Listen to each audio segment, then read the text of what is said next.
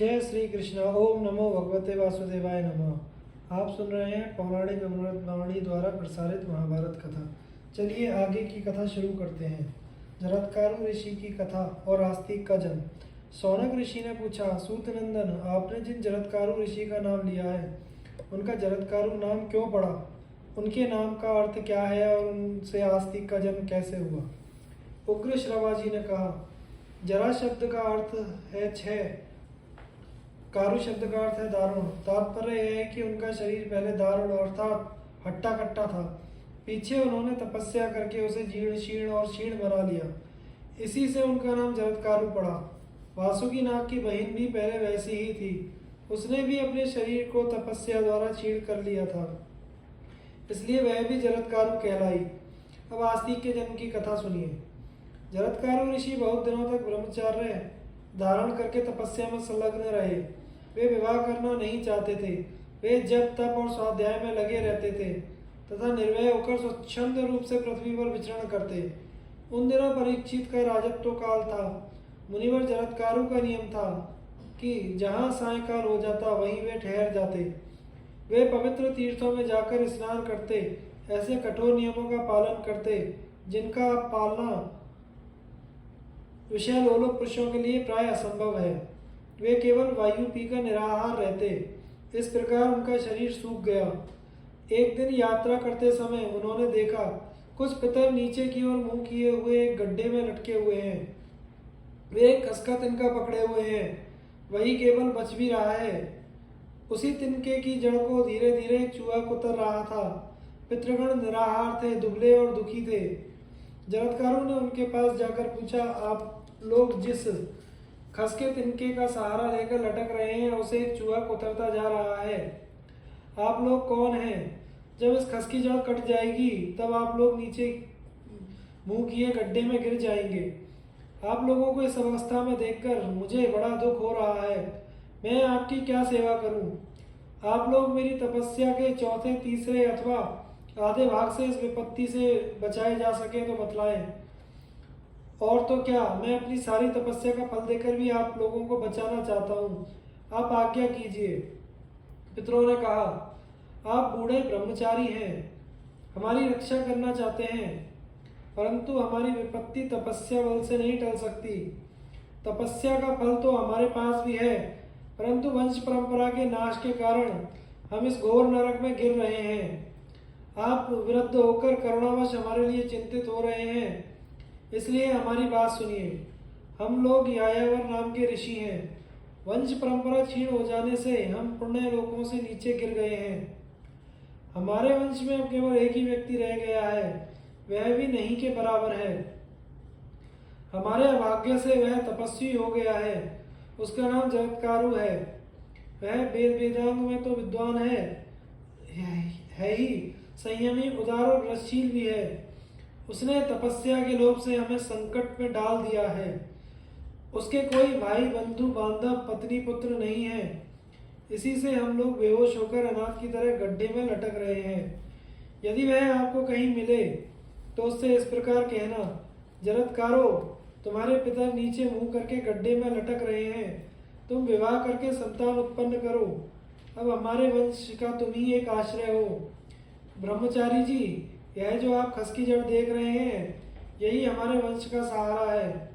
हमारी वंश परंपरा के जो लोग नष्ट हो चुके हैं वही इसकी कटी हुई जड़ें हैं।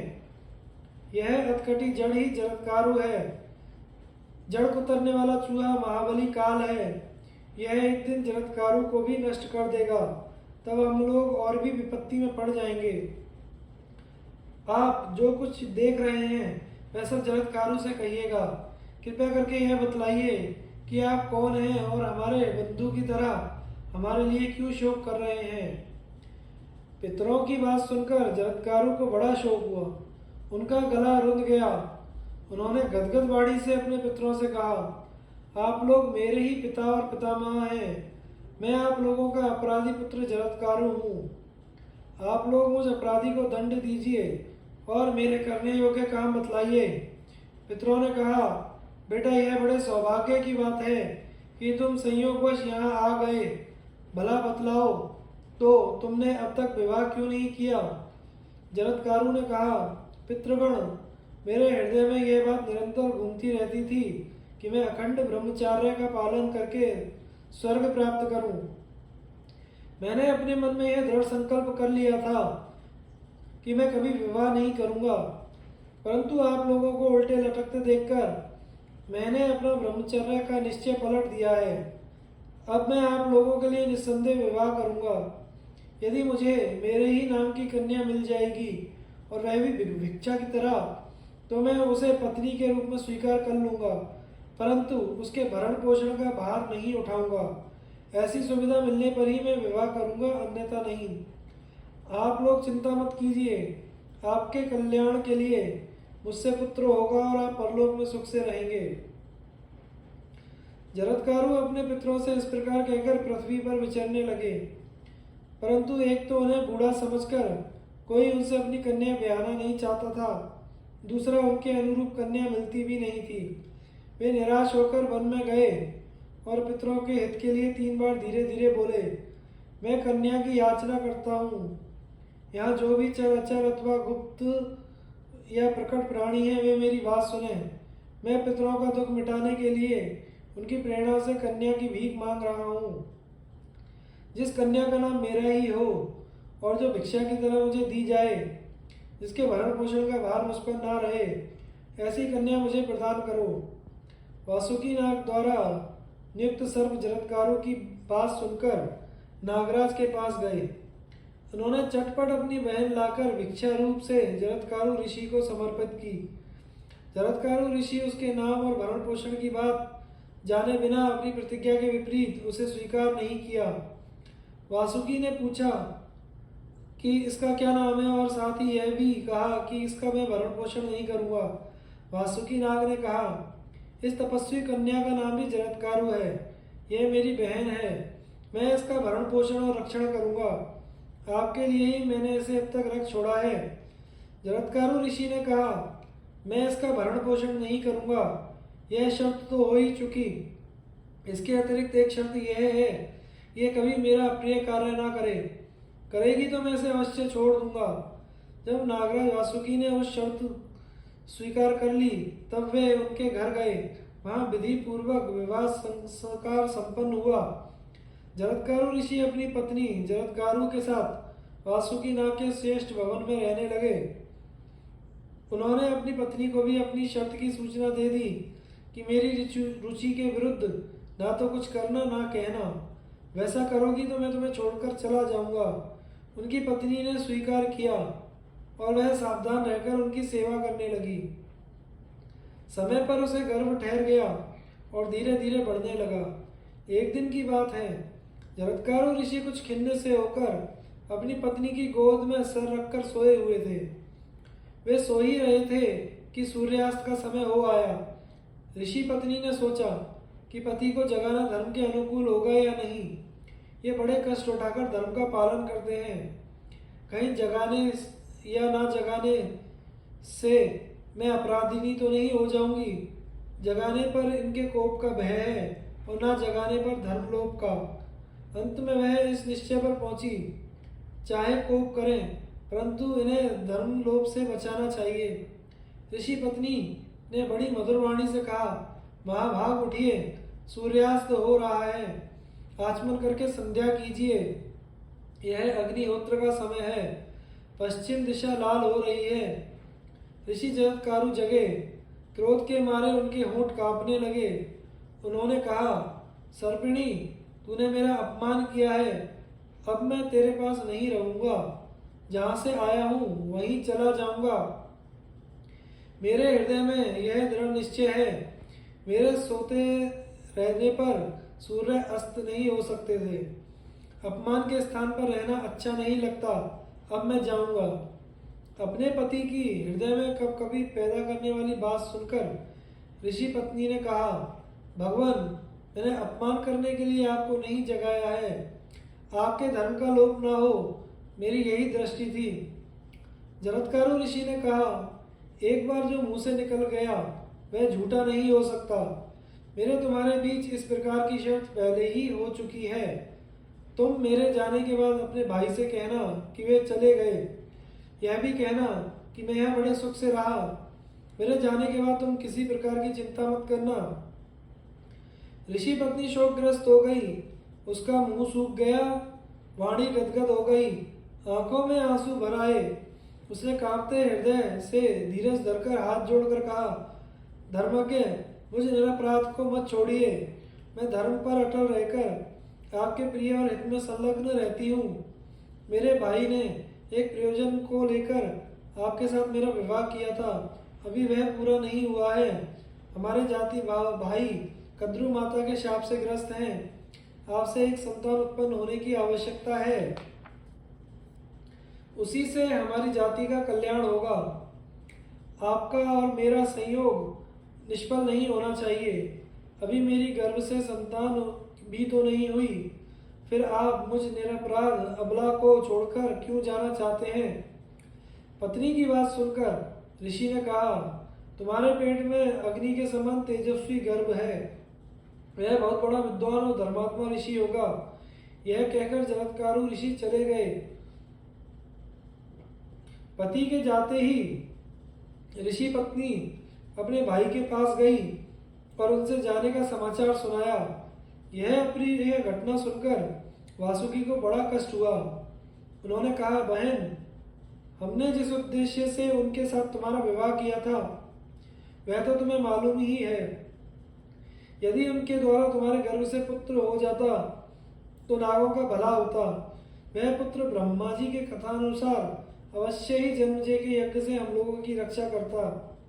बहन, तुम उनके द्वारा गर्भवती हुई हो ना, हम चाहते हैं कि तुम्हारा विवाह निष्फल ना हो। अपनी बहन से भाई का यह पूछना उचित नहीं है, फिर भी प्रयोजन के गौरव को देखते हुए मैंने यह प्रश्न किया है। मैं जानता हूँ जब उन्होंने एक बार जाने की बात कह दी तो उन्हें लौटाना असंभव है। मैं उनसे इसके लिए कहूँगा भी नहीं, कहीं वे मुझे शाप न दे दें। बहन, तुम सब बात मुझसे कहो और मेरे हृदय का यह संकट कांटा निकाल दो। ऋषि पत्नी ने अपने भाई वासुकी नाक को ढांढस बनाते हुए कहा, भाई, मैंने भी उनसे यह बात कही थी। उन्होंने कहा कि गर्व है। उन्होंने कभी विनोद से भी कोई झूठी बात नहीं कही है। फिर इस संकट के अवसर पर तो उनका कहना झूठा हो ही कैसे सकता है। उन्होंने जाते समय मुझसे कहा कि नागकन्या, अपनी प्रयोजन सिद्धि के संबंध में कोई चिंता नहीं करना। तुम्हारे गर्भ से अग्नि और सूर्य के समान तेजस्वी पुत्र होगा। इसलिए भाई, तुम अपने मन में किसी प्रकार का दुख ना करो। यह सुनकर वासुकी बड़े प्रेम और प्रसन्नता से अपनी बहन का स्वागत सत्कार करने लगा। उसके पेट में शुक्ल पक्ष के चंद्रमा के समान गर्भ भी बढ़ने लगा। समय आने पर वासुकी की बहन जरत्कारु के गर्भ से एक दिव्य कुमार का जन्म हुआ।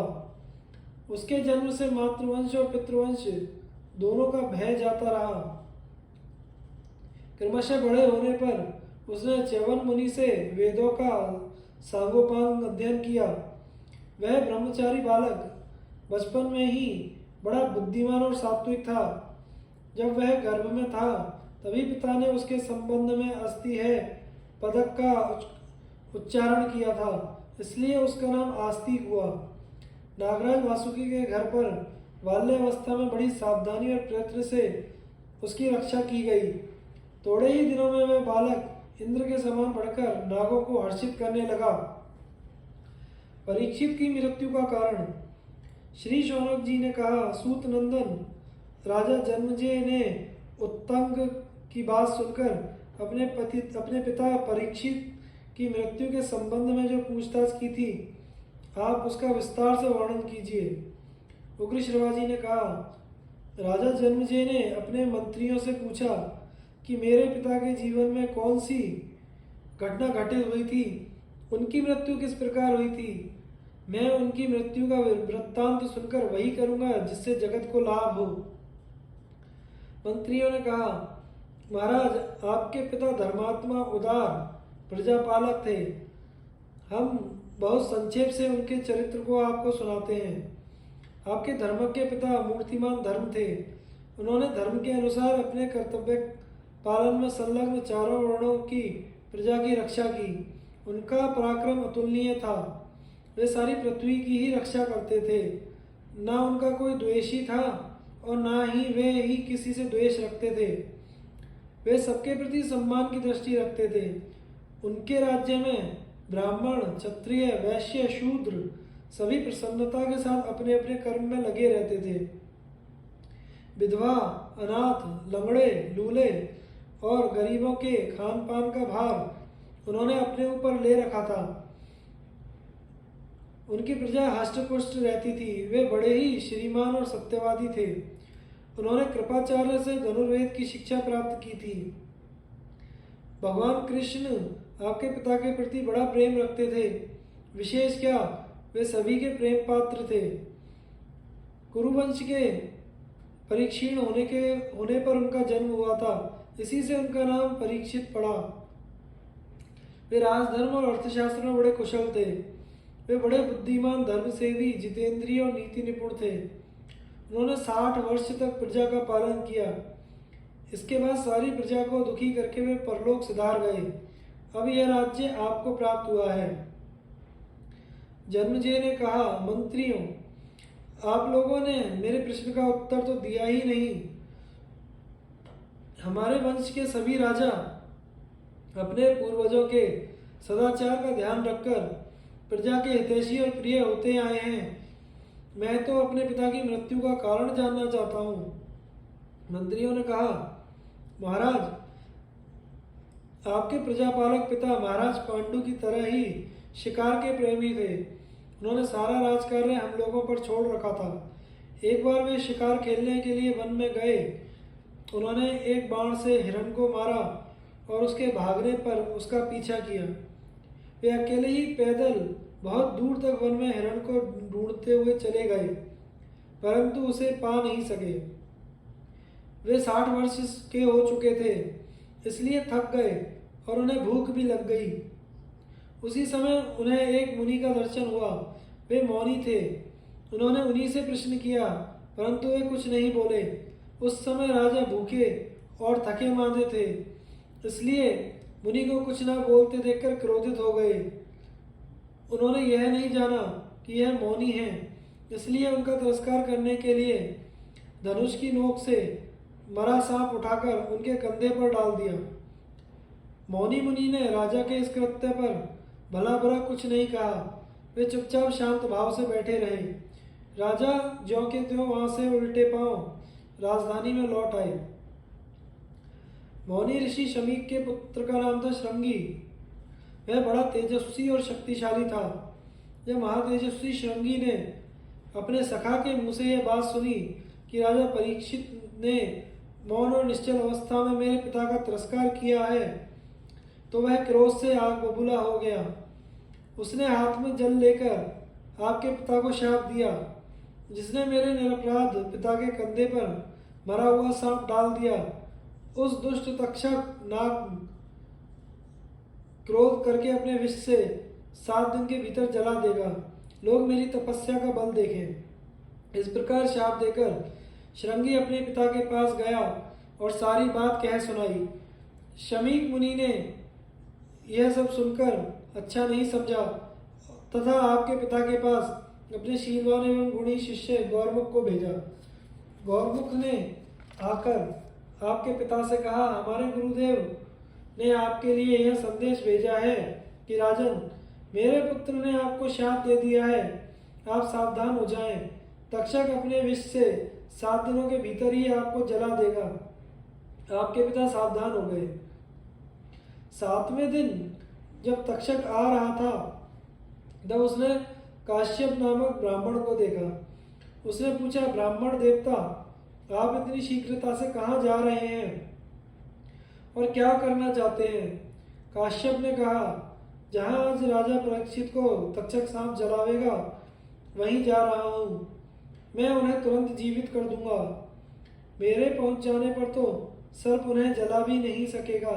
तक्षक ने कहा, मैं ही तक्षक हूँ। आप मेरे डसने के बाद उस राजा को क्यों जीवित करना चाहते हैं? मेरी शक्ति देखिए, मेरे डसने के बाद भी आप उसे जीवित नहीं कर सकेंगे। यह कहकर तक्षक ने एक वृक्ष को डस लिया और उसी क्षण वह वृक्ष जलकर खाक हो गया। काश्यप ब्राह्मण ने अपनी विद्या के बल से उस वृक्ष को उसी समय हरा भरा कर दिया। अब तक्षक ब्राह्मण देवता को प्रलोभन देने लगा। उसने कहा, जो चाहो मुझसे ले लो। ब्राह्मण ने कहा, मैं तो धन के लिए वहां जा रहा हूँ। तक्षक ने कहा, तुम उस राजा से जितना धन लेना चाहते हो मुझसे ले लो और यहीं से लौट जाओ। तक्षक का ऐसे कहने पर काश्यप ब्राह्मण मुंह मांगा धन लेकर लौट गए। उसके बाद तक्षक छल से आया और उसने आपके महल में बैठे एवं सावधान धार्मिक पिता को विष की आग से भस्म कर दिया। तदंतर आपका राज्याभिषेक संपन्न हुआ। यह कथा बड़ी दुखद है, फिर भी आपकी आज्ञा से हमने सब सुना दिया है। तक्षक ने आपके पिता को डसा है और उत्तंग ऋषि को भी बहुत परेशान किया है। आप जैसा उचित समझे करें। जन्मजय ने कहा, मंत्रियों, तक्षक के डसने से वृक्ष का राख की ढेरी हो जाना और फिर उसका हरा हो जाना बड़े आश्चर्य की बात है। यह बात आप लोगों से किसने कही? अवश्य ही तक्षक ने बड़ा अनर्थ किया। यदि वह ब्राह्मण को धन देकर ना लौटा देता तो कश्यप मेरे पिता को जीवित कर देते। अच्छा, मैं उसको इसका दंड दूंगा। पहले आप लोग इस कथा का मूल तो बतलाइए। मंत्रियों ने कहा, महाराज, तक्षक ने जिस वृक्ष को डसा था उस पर पहले से ही एक मनुष्य सूखी लकड़ियों के लिए चढ़ा हुआ था। यह बात तक्षक और काश्यप दोनों में से किसी को मालूम नहीं थी। तक्षक के डसने पर वृक्ष के साथ वह मनुष्य भी भस्म हो गया था। कश्यप के मंत्र प्रभाव से वृक्ष के साथ वह भी जीवित हो गया। तक्षक और कश्यप की बातचीत उसी ने सुनी थी और वहां से आकर हम लोगों को सूचित की थी। अब आप हम लोगों का देखा सुना जानकर जो भी उचित हो कीजिए। सर्पयज्ञ का निश्चय और आरंभ। उग्र श्रवा जी कहते हैं, शौनकादि ऋषियों, अपने पिता की मृत्यु का इतिहास सुनकर जन्मजय को बड़ा दुख हुआ।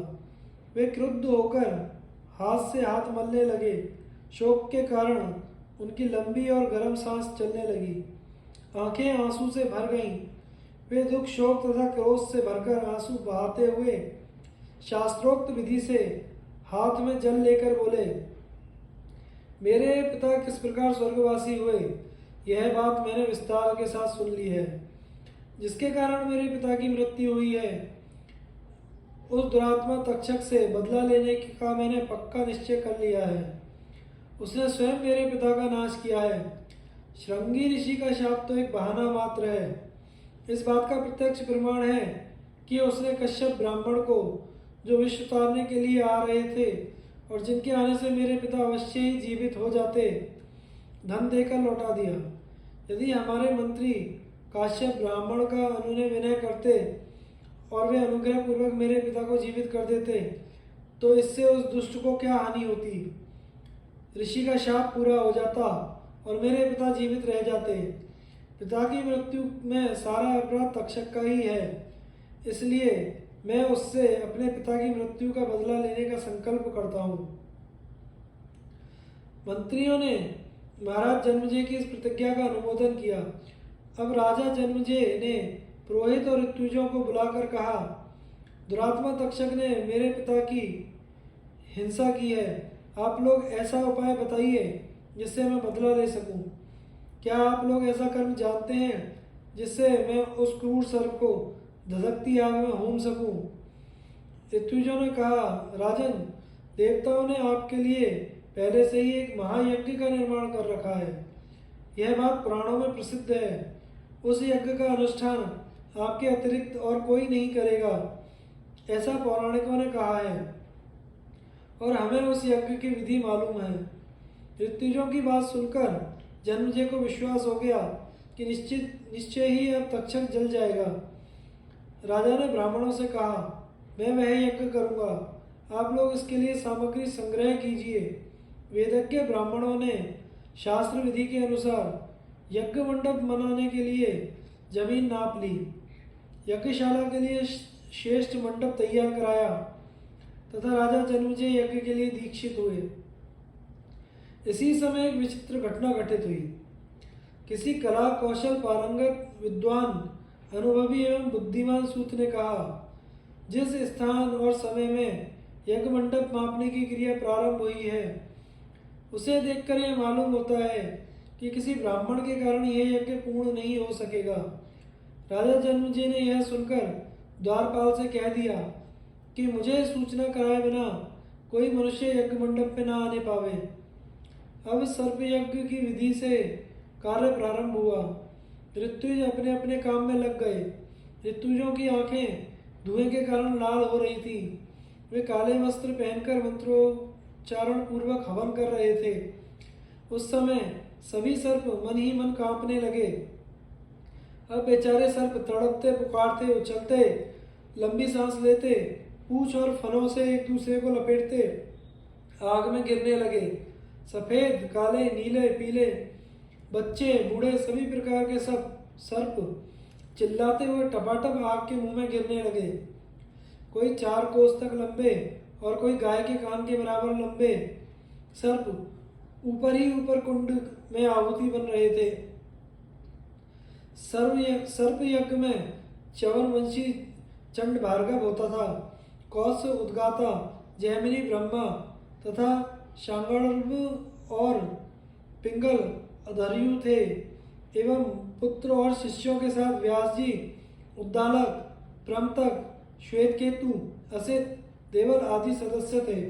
नाम ले लेकर आहुति देते ही बड़े बड़े भयानक सर्प आकर अग्निकुंड में गिर जाते थे।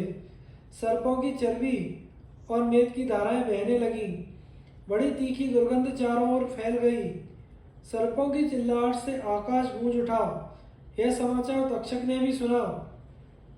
वह भयभीत होकर देवराज इंद्र की शरण में चला गया। उसने कहा, देवराज, मैं अपराधी हूँ, भयभीत होकर आपकी शरण में आया हूँ, आप मेरी रक्षा कीजिए। इंद्र ने प्रसन्न होकर कहा कि मैंने तुम्हारी रक्षा के लिए पहले से ही ब्रह्मा जी से अभय वचन ले लिया है। तुम्हें सर्प यज्ञ से कोई भय नहीं, तुम दुखी मत हो। इंद्र की बात सुनकर तक्षक आनंद से इंद्र भवन में रहने लगा। आस्तिक के वर मांगने पर सर्प यज्ञ का बंद होना और सर्पों से बचने का उपाय। उग्र शिवाजी कहते हैं, जन्मेजय के यज्ञ में सर्पों का हवन होते रहने से बहुत से सर्प नष्ट हो गए, केवल थोड़े से ही बच रहे थे। इससे वासुकीनाग को बड़ा कष्ट हुआ। घबराहट के मारे उनका हृदय व्याकुल हो गया। उन्होंने अपनी बहन जरत्कारु से कहा, बहन, मेरा अंग अंग जल रहा है, दिशाएं नहीं सूझती, चक्कर आने के कारण बेहोश सा हो रहा हूँ, दुनिया घूम रही है, कलेजा फटा जा रहा है। मुझे ऐसा दिख रहा है कि अब मैं भी विवश होकर इस धधकती आग में गिर जाऊंगा। इस यज्ञ का यही उद्देश्य है। मैं इसी समय के लिए तुम्हारा विवाह जरत्कारु ऋषि से करवाया था। अब तुम हम लोगों की रक्षा करो। ब्रह्मा जी के कथानुसार तुम्हारा पुत्र आस्तिक इस सर्प यज्ञ को बंद कर सकेगा। वह बालक होने पर भी शेष वेदवत्ता और वृद्धों का माननीय है। अब तुम उससे हम लोगों की रक्षा के लिए खाओ। अपने भाई की बात सुनकर ऋषि पत्नी जरत्कारु ने सब बात बतलाकर नागों की रक्षा के लिए आस्तिक को प्रेरित किया। आस्तिक ने माता की आज्ञा स्वीकार कर वासुकी से कहा, नागराज, आप मन में शांति रखिए। मैं आपसे सत्य सत्य कहता हूँ कि उस शाप से आप लोगों को मुक्त कर दूंगा। मैंने हास विलास में भी कभी असत्य भाषण नहीं किया है, इसलिए मेरी बात झूठ ना समझो। मैं अपनी शुभ वाणी से राजा जन्मेजय को प्रसन्न कर लूंगा और वह यज्ञ बंद कर देगा। मामा जी, आप मुझ पर विश्वास कीजिए। इस प्रकार वासुकी नाग को आश्वासन देकर आस्तिक सर्पों को मुक्त करने के लिए यज्ञशाला में जाने के उद्देश्य से चल पड़े। उन्होंने वहां पहुंचकर देखा कि सूर्य और अग्नि के समान तेजस्वी सभासदों से यज्ञशाला भरी है। द्वारपालों ने उन्हें भीतर जाने से रोक दिया है। अब वे भीतर प्रवेश पाने के लिए यज्ञ की स्तुति करने लगे। उनके द्वारा यज्ञ की स्तुति सुनकर जन्मेजय ने उन्हें भीतर आने की आज्ञा दे दी। आस्तिक यज्ञ मंडप में जाकर यजमान, ऋत्विज, सभासद तथा अग्नि की और सभी की स्तुति करने लगे। आस्तिक द्वारा की गई स्तुति सुनकर राजा, सभासद, ऋत्विज, अग्नि सभी प्रसन्न हो गए। सबके मनोभाव समझकर जन्मेजय ने कहा, यद्यपि यह बालक है फिर भी बात अनुभवी वृद्धों के समान कर रहा है। इससे यह बालक नहीं है, मैं इसे वृद्ध मानता हूँ। मैं इस बालक को वर देना चाहता हूँ। इस विषय में आप लोगों की क्या सम्मति है? सभासदों ने कहा, ब्राह्मण यदि बालक हो तो भी राजाओं के लिए सम्मान्य है। यदि वह विद्वान हो तब तो कहना ही क्या। अतः आप इस बालक को मुंह मांगी वस्तु दे सकते हैं। जन्मेजय ने कहा, आप लोग यथाशक्ति प्रयत्न कीजिए कि मेरा यह कर्म समाप्त हो जाए और तक्षक नाग भी यहाँ आ जाए, वही तो मेरा प्रधान शत्रु है। ऋतुजन ने कहा, अग्निदेव का कहना है कि तक्षक भयभीत होकर इंद्र के शरणागत हो गया है। इंद्र ने तक्षक को अभयदान भी दे दिया है। जन्मेजय ने दुखी होकर कहा, आप लोग ऐसा मंत्र पढ़कर हवन कीजिए कि इंद्र के साथ तक्षक नाग आकर अग्नि में भस्म हो जाए। जन्मेजय की बात सुनकर होता ने आहुति डाली। उसी समय आकाश में इंद्र और तक्षक दिखाई दिए। इंद्र तो उस समय यज्ञ को देखकर बहुत ही घबरा गए और तक्षक को छोड़कर चलते बने। तक्षक क्षण क्षण अग्नि ज्वाला के समीप आने लगा। तब ब्राह्मणों ने कहा, राजन, अब आपका काम ठीक हो रहा है, इस ब्राह्मण को वर दे दीजिए। जन्मेजय ने कहा, ब्राह्मण कुमार, तुम्हारे जैसे सत्पात्र को मैं उचित वर देना चाहता हूँ। अतः तुम्हारी जो इच्छा हो प्रसन्नता से मांग लो, मैं कठिन से कठिन वर भी तुम्हें दूंगा। आस्तिक ने यह देखकर कि अब तक्षक अग्निकुंड में गिरने ही वाला है, अवसर का लाभ उठाया। उन्होंने कहा, राजन, आप मुझे यही वर दीजिए कि आपका यह यज्ञ बंद हो जाए और इसमें गिरते हुए सर्प बच जाए। इस पर जन्मेजय ने कहा, समर्थ ब्राह्मण, तुम सोना, चांदी, गौ और दूसरी वस्तुएं इच्छानुसार ले लो। मैं चाहता हूँ ये यज्ञ बंद ना हो। आस्तिक ने कहा, मुझे सोना, चांदी, गौ अथवा कोई भी वस्तु नहीं चाहिए। अपने मातृकुल के कल्याण के लिए मैं आपका यज्ञ बंद कराना चाहता हूँ। जन्मेजय ने बार बार अपनी बात दोहराई, परंतु आस्तिक ने दूसरा वर मांगना स्वीकार नहीं किया। उस समय सभी वेदज्ञ के सदस्य एक स्वर से कहने लगे, यह ब्राह्मण जो कुछ मांगता है वही इसको मिलना चाहिए। शौनक जी ने पूछा, सूतनंदन, उस यज्ञ में तो बड़े विद्वान ब्राह्मण थे, किंतु आस्तिक से बात करते समय जो तक्षक अग्नि में नहीं गिरा, इसका क्या कारण हुआ? क्या उन्हें वैसे मंत्री नहीं सूझे? उग्र शिवाजी ने कहा, इंद्र के हाथों से छूटते ही तक्षक मूर्छित हो गया। आस्तिक ने 3 बार कहा, ठहर जा, ठहर जा, ठहर जा। इसी के कारण वह आकाश और पृथ्वी के बीच में लटका रहा और अग्नि कुंड में नहीं गिरा। शौनक जी, सभासदों के बार बार कहने पर जन्मेजय ने कहा, अच्छा, आस्तिक की इच्छा पूर्ण हो, यह यज्ञ समाप्त करो। आस्तिक प्रसन्न हो, हमारे सूत ने जो कहा था वह भी सत्य हो। जन्मेजय के मुंह से यह बात निकलते ही सब लोग आनंद प्रकट करने लगे। सभी को प्रसन्नता हुई। राजा ने ऋत्विज और सदस्यों को तथा जो अन्य ब्राह्मण वहां आए थे उन्हें बहुत दान दिया। जिस सूत ने यज्ञ बंद होने की भविष्यवाणी की उसका भी बहुत सत्कार किया गया। यज्ञांत का अभ्रत स्नान करके आस्तिक का खूब स्वागत सत्कार किया गया। उन्होंने सब प्रकार से प्रसन्न होकर आस्तिक को विदा किया। जाते समय जन्मेजय ने कहा, आप मेरे अश्वमेघ यज्ञ में सभासद होने के लिए पधारिएगा। आस्तिक ने प्रसन्नता से तथास्तु कहा। तत्पश्चात अपने मामा के घर जाकर अपनी माता जरत्कारु आदि से सब समाचार कह सुनाया। उस समय वासुकी नाग की सभा यज्ञ से बचे हुए सर्पों से भरी हुई थी। आस्तिक के मुंह से यह समाचार सुनकर सर्प बहुत प्रसन्न हुए।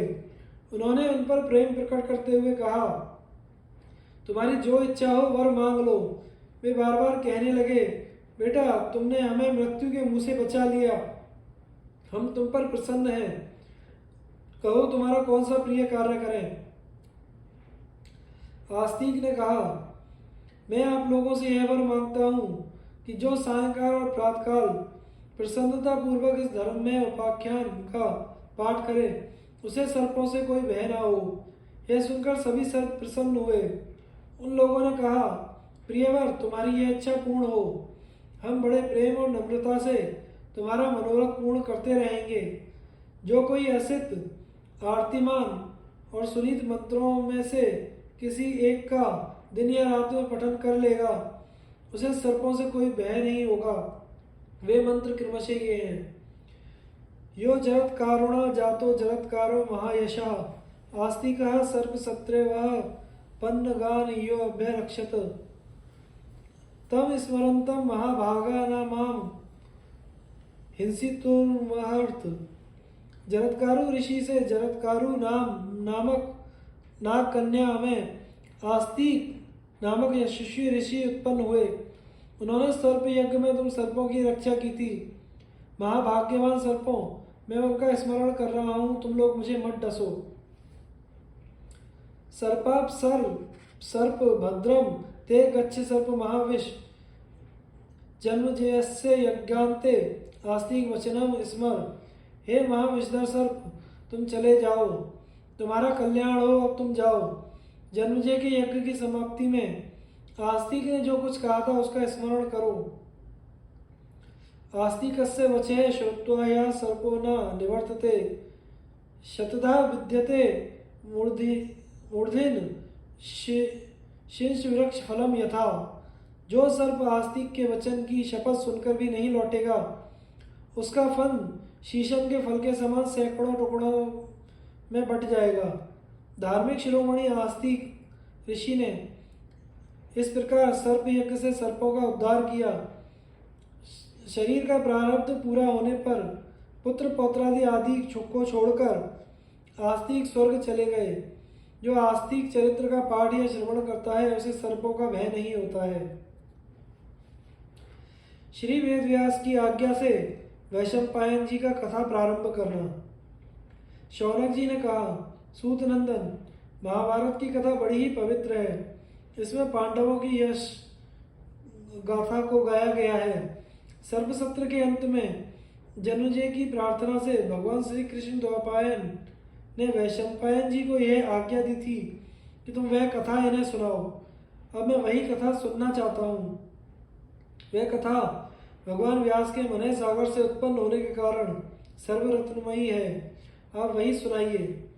उग्र श्रवा जी ने कहा, शौनक जी, भगवान वेदव्यास द्वारा निर्मित महाभारत आख्यान में आपको प्रारंभ से सुनाऊंगा। उसका वर्णन करने में मुझे भी बड़ा आनंद होता है। जब भगवान श्री कृष्ण द्वैपायन को यह बात मालूम हुई कि जन्मजय सर्प यज्ञ में दीक्षित हो गए हैं तब वे वहां आए। भगवान व्यास का जन्म शक्तिपुत्र पराशर के द्वारा सत्यवती के गर्भ से यमुना की रेती में हुआ था। वे ही पांडवों के पितामह थे। वे जन्मते ही स्वेच्छा से बड़े हो गए और सांगोपांग वेद तथा इतिहासों का ज्ञान प्राप्त कर लिया। उन्हें जो ज्ञान प्राप्त हुआ था उसे कोई तपस्या, वेदाध्ययन, व्रत, उपवास, स्वाभाविक शक्ति, विचार से नहीं प्राप्त कर सकता। उन्होंने ही एक वेद को 4 भागों में विभक्त कर दिया। वे महान ब्रह्मर्षि, त्रिकालदर्शी, सत्यव्रत, परम पवित्र, सगुण निर्गुण स्वरूप के तत्वज्ञ थे। उन्हीं की कृपा से पांडु, धृतराष्ट्र और विदुर का जन्म हुआ। उन्होंने अपने शिष्यों के साथ जन्मजय के यज्ञ मंडप में प्रवेश किया। उन्हें देखते ही राजर्षि जन्मजय झटपट सदस्यों के सहित उठ खड़े हुए और शिष्टाचार पूर्वक उन्हें यज्ञ मंडप में ले आए। उन्हें स्वर्ण सिंहासन पर बिठाकर विधि पूर्वक पूजा की। अपने वंश प्रवर्तक को पाद्य, आचमन, अर्घ्य और गौएं देकर जन्मजय को बड़ी प्रसन्नता हुई। दोनों ओर से कुशल मंगल के संबंध में प्रश्नोत्तर हुए। सभी सभासदों ने भगवान व्यास की पूजा की। उन्होंने यथा योग्य सबका सत्कार किया। तदनंतर जन्मजी ने सभासदों के साथ हाथ जोड़कर व्यास जी से यह प्रश्न किया, भगवान, आपने कौरवों और पांडवों को अपनी आंखों से देखा था। मैं चाहता हूँ कि आपके मुंह से उनका चरित्र सुनूं। वे तो बड़े धर्मात्मा थे, फिर भी उन लोगों में अनबन का क्या कारण हुआ? उस घोर संग्राम के होने की नौबत कैसे आ गई? उसके कारण तो प्राणियों का बड़ा ही विध्वंस हुआ है। अवश्य ही दैववश उनका मन युद्ध की ओर झुक गया होगा। आप कृपा करके मुझे उसका पूरा विवरण सुनाइए। जन्मेजय की यह बात सुनकर भगवान वेदव्यास ने पास ही बैठे हुए अपने शिष्य वैशंपायन से कहा, वैशंपायन, कौरव और पांडवों में जिस प्रकार फूट पड़ी वह सब तुम मुझसे सुन चुके हो। अब वही बात तुम जन्मेजय को सुना दो। अपने पूछे गुरुदेव की आज्ञा सुनकर भरी सभा में वैशंपायन जी ने कहना प्रारंभ किया। वैशंपायन जी ने कहा, मैं संकल्प, विचार और समाधि के द्वारा गुरुदेव को नमस्कार करता हूँ तथा सभी ब्राह्मणों और विद्वानों का सम्मान करके परम ज्ञानी भगवान व्यास का मत सुनाता हूँ। भगवान व्यास द्वारा निर्मित यह इतिहास बड़ा ही पवित्र और विस्तृत है। उन्होंने पुण्यात्मा पांडवों की यह कथा 1,00,000 श्लोकों में कही है। इसके वक्ता और श्रोता ब्रह्मलोक में जाकर देवताओं के समकक्ष हो जाते हैं। यह पवित्र और उत्तम पुराण वेद तुल्य है, सुनने योग्य कथाओं में सर्वोत्तम है और बड़े बड़े ऋषियों ने इसकी प्रशंसा की है। इस इतिहास ग्रंथ में अर्थ काम की प्राप्ति के धर्मानुकूल उपाय बतलाए गए हैं तथा इससे मोक्ष तत्व को पहचानने वाली बुद्धि भी प्राप्त हो जाती है। इससे श्रवण कीर्तन मनुष्य के सारे पापों से छूट जाता है। इसका इतिहास का नाम जय है। संसार पर परम विजय अर्थात कल्याण प्राप्त करने के इच्छुकों को इसका श्रवण करना चाहिए। यह धर्मशास्त्र, अर्थशास्त्र और मोक्ष शास्त्र सब कुछ है। जो इसका श्रवण वर्णन करते हैं उनके पुत्र सेवक और सेवक स्वामी भक्त हो जाते हैं। जो इसका श्रवण करते हैं उनके वाचिक मानसिक और शारीरिक पाप से नष्ट हो जाते हैं। इसमें भरतवंशियों के महान जन्म का कीर्तन है, इसलिए इसको महाभारत कहते हैं। जो इस नाम का व्युत्पत्ति युक्त अर्थ जानता है वह सारे पापों से छूट जाता है। भगवान श्री कृष्ण द्वैपायन प्रतिदिन प्रातःकाल उठकर स्नान संध्या आदि से निवृत्त होकर इसकी रचना करते थे। इस प्रकार 3 वर्ष में यह पूरा हुआ था। इसलिए ब्राह्मणों को भी नियम में स्थित होकर इस कथा का श्रवण वर्णन करना चाहिए। जैसे समुद्र और सुमेरु रत्नों की खान है, वैसे ही यह ग्रंथ कथाओं का मूल उद्गम है। इसके दान से सारी पृथ्वी के दान का फल मिलता है। धर्म, अर्थ, काम और मोक्ष के संबंध में जो बात इस ग्रंथ में है वही सर्वत्र है। जो इसमें नहीं है वह और कहीं नहीं है। इसलिए आप लोग यह कथा पूरी सुने।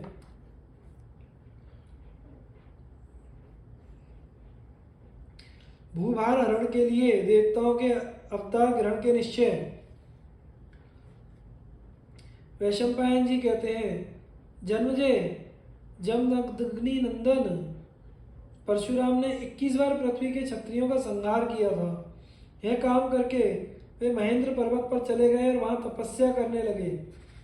क्षत्रियों का संहार हो जाने पर क्षत्रियों की वंश रक्षा तपस्वी, त्यागी और संयमी ब्राह्मणों द्वारा हुई।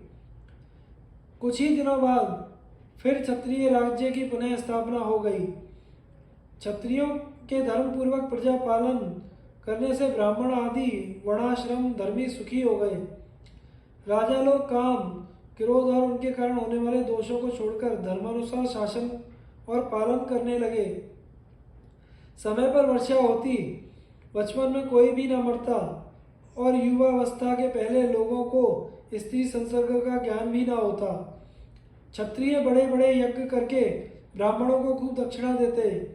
ब्राह्मण सांगोपांग त्रिकांड वेद का अध्ययन करते। उस समय कोई धन लेकर शास्त्रों का अध्यापन नहीं करता था और न शूद्रों की सन्निधि में वेदों का उच्चारण ही करता था। वैश्य दूसरों से बैलों द्वारा खेती का काम कराते थे, स्वयं उनके कंधे पर जुआ नहीं रखते थे तथा कमजोर हो जाने पर भी घास चारा आदि से उनका पालन करते रहते थे। बछड़े जब तक कुछ और नहीं खाने लगते थे तब तक गौएं नहीं दुही जाती थी। व्यापारी तोलने जोखने में बेईमानी नहीं करते थे। सभी लोग अपने वर्ण और आश्रम आदि के अधिकारानुसार अपना अपना काम करते थे। धर्म हानि का तो कोई प्रसंग ही नहीं आता था। गौओं और स्त्रियों को उचित समय पर बच्चे होते थे। यहाँ तक कि लता और वृक्ष भी ऋतुकाल में ही फलते फूलते थे। उस समय सतयुग था। जिस समय इस प्रकार आनंद छा रहा था उसी समय क्षत्रियों में राक्षस उत्पन्न होने लगे। उस समय देवताओं ने युद्ध में दैत्यों को बार बार हराया और ऐश्वर्य से च्युत कर दिया। वे न केवल मनुष्यों में बल्कि बैलों, घोड़ों, गधों, ऊंटों, भैंसों और मृगों में भी पैदा हुए। पृथ्वी उनके भार से त्रस्त हो गई। दैत्य और दानव मदोन्मत्त तथा उच्छृंखल राजाओं के रूप में उत्पन्न हुए। उन्होंने तरह तरह के रूप धारण करके पृथ्वी को भर दिया और सारी प्रजा को सताने लगे। उनके उच्च श्रृंखलता से पीड़ित होकर उद्विग्न होकर पृथ्वी ब्रह्मा जी की शरण में गई। उस समय वह इतनी भाराक्रांत हो रही थी कि शेष, कच्छप और दिग्गज भी उसे उठाने में असमर्थ हो गए थे। प्रजापति भगवान ब्रह्मा ने शरणागत पृथ्वी से कहा, देवी, तू जिस कार्य के लिए मेरे पास आई है उसके लिए मैं सब देवताओं को नियुक्त करूंगा। पृथ्वी लौट आई। ब्रह्मा जी ने देवताओं को आज्ञा दी कि तुम लोग पृथ्वी का भार उतारने के लिए अपने अपने अंशों से अलग अलग पृथ्वी पर अवतार लो। इसके बाद गंधर्व और अप्सराओं को भी बुलाकर कहा, तुम लोग भी अपने स्वेच्छानुसार अपने अपने अंश से जन्म लो। सब देवताओं ने ब्रह्मा जी के सत्य, हितकारी और प्रयोजनानुकूल वचन को स्वीकार किया। इसके बाद सबने शत्रुनाशक भगवान नारायण के पास जाने के लिए वैकुंठ की यात्रा की। वे प्रभु अपने कर कमलों में चक्र और गदा रखते थे। उनके वस्त्र पीले हैं, शरीर की कांति नीली है, उनका वक्षस्थल ऊंचा है, नेत्र बड़े मोहक हैं, उनके वक्षस्थल पर श्रीवस्त्र का चिन्ह है। वे सर्वशक्तिमान तथा सबके स्वामी हैं। सभी देवता उनकी पूजा करते हैं। इंद्र ने उनसे प्रार्थना की कि आप पृथ्वी का भार उतारने के लिए अंशावतार ग्रहण कीजिए। भगवान ने तथास्तु कहकर यह स्वीकार किया। इंद्र ने भगवान विष्णु से अवतार ग्रहण करने के संबंध में परामर्श किया। तदनुसार देवताओं को आज्ञा दी और फिर वैकुंठ से चले गए। अब देवता लोग प्रजा के कल्याण और राक्षसों के विनाश के लिए क्रमशः पृथ्वी पर अवतीर्ण होने लगे। वे स्वेच्छानुसार ब्रह्मर्षियों तथा राजर्षियों के वंशों में जन्म लेकर मनुष्य भोजी असुरों का संहार करने लगे। वे बचपन में ही इतने बलवान थे कि असुरगण उनका बाल भी बांका नहीं कर सकते थे। देवता, दानव, पशु, पक्षी आदि संपूर्ण प्राणियों की उत्पत्ति। जनुजे ने कहा, भगवान, मैं देवता, दानव, गंधर्व, अप्सरा, मनुष्य, यक्ष, राक्षस और समस्त प्राणियों की उत्पत्ति सुनना चाहता हूँ। आप कृपया करके उसका प्रारंभ से ही यथावत वर्णन कीजिए। वैशंपायन जी ने कहा, अच्छा, मैं स्वयं प्रकाश भगवान को प्रणाम करके देवता आदि की उत्पत्ति और नाश की कथा कहता हूँ। ब्रह्मा जी के मानस पुत्र मरीचि, अत्रि, अंगिरा, पुलस्त्य, पुलह, क्रतुको को तो तुम जानते ही हो। मरीचि के पुत्र कश्यप थे और कश्यप से ही यह सारी प्रजा उत्पन्न हुई है। दक्ष प्रजापति की 13 कन्याओं का नाम था अदिति, दिति, दनु, काला, दनायु, सिंहिका, क्रोधा, प्राधा, विश्वा, बिंता, कपिला, मुनि और कद्रु। इनसे उत्पन्न पुत्र पौत्रों की संख्या अनंत है। अदिति के 12 आदित्य हुए। उनके नाम हैं धाता, मित्र, अर्यमा, शक्र, वरुण, अंश, भग, विवस्वान, पूषा, सविता, त्वष्टा और विष्णु। इनमें सबसे छोटे विष्णु गुणों में सबसे बड़े थे।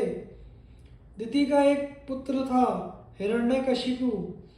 उसके 5 पुत्र थे, प्रहलाद, संलाद, अनुलाद, शिवी और वाष्कल। प्रहलाद के 3 पुत्र थे, विरोचन, कुंभ और निकुंभ। विरोचन का बलि और बलि का बाणासुर। बाणासुर भगवान शंकर का महान सेवक था। वह महाकाल के नाम से प्रसिद्ध है। धनु के 40 पुत्रों में विप्रचित सबसे बड़ा और यशस्वी राजा था। दानवों की संख्या असंख्य है।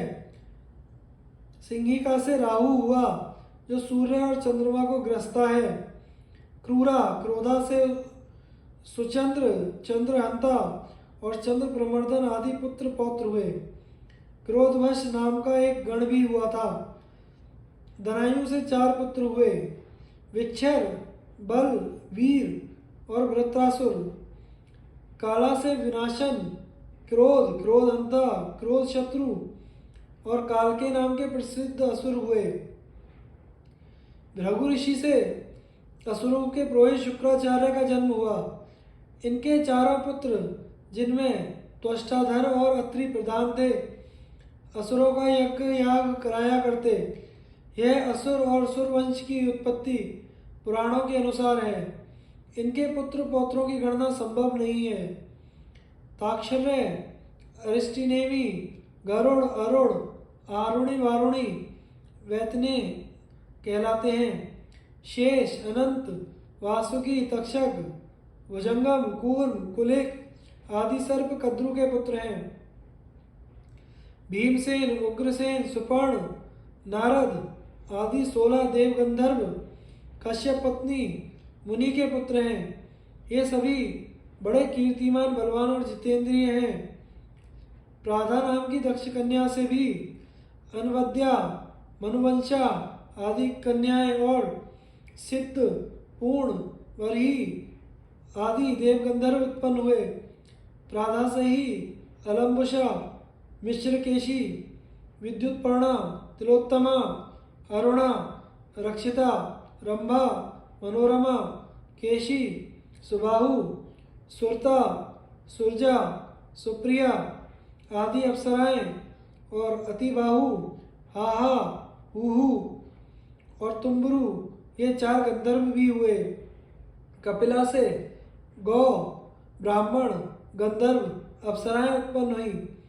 इस प्रकार मैंने तुम्हें सभी की उत्पत्ति सुना दी। इनमें सर्प, सुपर्ण, रुद्र, मरुत और गौ, ब्राह्मण आदि सभी हैं। ब्रह्मा के मानस पुत्र 6 ऋषियों के नाम पहले ही बतला चुका हूँ। उनके 7वें पुत्र थे स्थाणु। स्थाणु के परम तेजस्वी 11 पुत्र हुए, मृगव्याध, सर्प, निश्चति, अजयपाद, अहिर्बुंधे, पिनाकी, दहन, ईश्वर, कपाली, स्थाणु और भव। इन्हें ही 11 रुद्र कहते हैं। अंगिरा के 3 पुत्र हुए, बृहस्पति, उत्थय और संवर्त। अत्रि के बहुत से पुत्र हुए, पुलस्त्य के राक्षस, वानर, किन्नर और यक्ष हुए। पुलह के शलभ, सिंह, किमपुरुष, व्याघ्र, यक्ष, इहामृग, भेड़िया जाति के पुत्र हुए। क्रतु के बाल खिल्ले हुए। ब्रह्मा जी के दाएं अंगूठे से दक्ष और बाएं से उनकी पत्नी का जन्म हुआ। उनकी पत्नी दक्ष की 500 कन्याएं हुई। पुत्रों के नाश हो जाने पर दक्ष प्रजापति ने कन्याओं का विवाह इस शर्त पर किया कि उनके प्रथम पुत्र उन्हें मिल जाएं। उन्होंने 10 कन्याओं का विवाह धर्म से, 27 का चंद्रमा से, 13 का कश्यप से किया था। धर्म की 10 पत्नियों के नाम ये हैं: कीर्ति, लक्ष्मी, धृति, मेधा, पुष्टि, श्रद्धा, क्रिया, बुद्धि, लज्जा और मति। धर्म के द्वार होने के कारण उन्हें उसकी पत्नी कहा गया। 27 नक्षत्र ही चंद्रमा की पत्नियां हैं। वे समय की सूचना देती हैं। ब्रह्मा जी के पुत्र मनु, मनु के प्रजापति और प्रजापति के 8 वसु हुए। धर, ध्रुव, सोम, अह, अनिल, अनल, प्रत्युष और प्रभास। धर और ध्रुव की माँ का नाम धूम्रा, सोम की माँ का नाम मनस्विनी, अह की माँ का रता, अनिल की माँ का शशा, अनल की माँ का शांडिली तथा प्रत्युष और प्रभास की माता का नाम प्रभाता था। धर के 2 पुत्र हुए, द्रविड़, हुत, हव्यवह। ध्रुव के काल, सोम के वर्चा, वर्चा के शिशिर, प्राण और रमण नाम के 3 पुत्र हुए। अह के 4 पुत्र हुए, ज्योति, शम, शांत और मुनि। अनल के कुमार हुए। कृतिकाओं ने इनका मातृत्व स्वीकार किया, इसलिए इन्हें कार्तिकेय भी कहते हैं। इनके 3 पुत्र हुए, शाख, विशाख, नैगमे। अनिल की पत्नी शिवा से मनोजव और अविज्ञात गति नाम के 2 पुत्र हुए। प्रत्युष के पुत्र थे देवल ऋषि, उनके भी 2 पुत्र हुए, क्षमावान और मनीषी। बृहस्पति की बहन ब्रह्मवादिनी और योगिनी थी, वही प्रभास की पत्नी हुई। उसी से देवताओं के कारीगर विश्वकर्मा का जन्म हुआ। उन्होंने ही देवताओं के भूषण और विमानों का निर्माण किया है। मनुष्य भी उन्हीं की कारीगरी के आधार पर अपनी जीविका करते हैं। भगवान धर्म ब्रह्मा जी के दाहिने स्तन से मनुष्य रूप में प्रकट हुए थे। उनके 3 पुत्र हुए, शम, काम और हर्ष। उनकी पत्नियों का क्रमशः नाम था प्राप्ति, रति और नंदा। सूर्य की पत्नी बड़वा घोड़ी से अश्विनी कुमारों का जन्म हुआ। अदिति के 12 पुत्रों की गणना की जा चुकी है। इस प्रकार 12 आदित्य, 8 वसु, 11 रुद्र, प्रजापति, वषटकार, ये मुख्य 33 देवता होते हैं। इनके गण भी हैं, जैसे रुद्रगण, साध्यगण, मरुदगण, वसुगण, भार्गवगण, विश्वदेवगण, गरुड़, अरुण और बृहस्पति की गणना आदित्यों में ही की जाती है। अश्विनी कुमार, औषधि और पशु आदि की गिनती गुह्यक गण में है।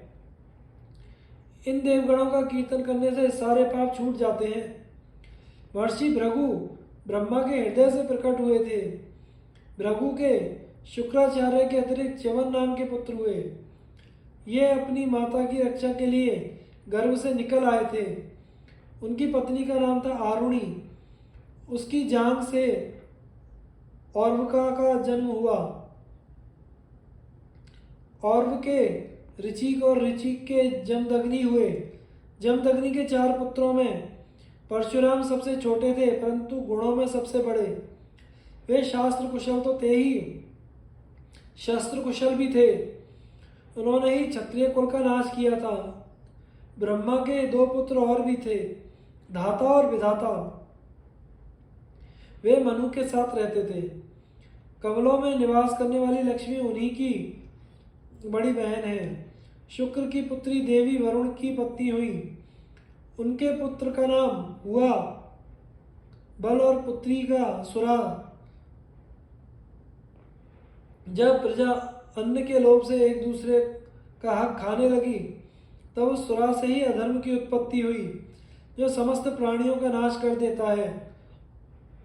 अधर्म की पत्नी का नाम था निश्चरिती। उसके 3 बड़े भयंकर पुत्र थे, भय, महाभय, मृत्यु। मृत्यु के पत्नी पुत्र कोई नहीं है। ताम्रा के 5 कन्याएं हुई, काकी, शेनी, भासी, धृतराष्ट्री और शुकी। काकी से उलूक, शेनी से बाज, भासी से कुत्ते और गिद्ध, धृतराष्ट्री से हंस, कलहंस एवं चक्रवाक और शुकी से तोतों का जन्म हुआ।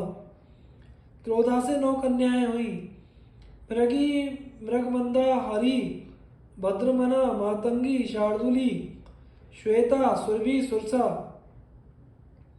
मृगी से मृग, मृगमंदा से रीछ और श्रमर छोटी जाति के मृग, भद्रमना से ऐरावत हाथी, हरि से चंचल घोड़े, बानर एवं गौ के समान पूंछ वाले दूसरे पशु तथा शार्दुली से सिंह, बाघ और गैंडे उत्पन्न हुए। मातंगी से सब तरह के हाथी, श्वेता से श्वेत दिग्गज हुए। सुरभि से रोहिणी, गंधर्वी, विमला, अंगला नाम की 4 कन्याएं हुई। रोहिणी से गाय बैल, गंधर्वी से घोड़े, अनला से खजूर, ताल, हिंताल, ताली, खरजुरिका, सुपारी और नारियल, ये 7 पिंड फल वाले वृक्ष उत्पन्न हुए। अनला की पुत्री शुकी ही तोतों की जननी हुई। सुरसा से कंक पक्षी और नागों का जन्म हुआ। अरुण की भार्या श्वेनी से संपाति और जटायु हुए। कद्रु से सर्पों की उत्पत्ति तो कही जा चुकी है। इस प्रकार मुख्य मुख्य प्राणियों की उत्पत्ति का वर्णन किया गया है।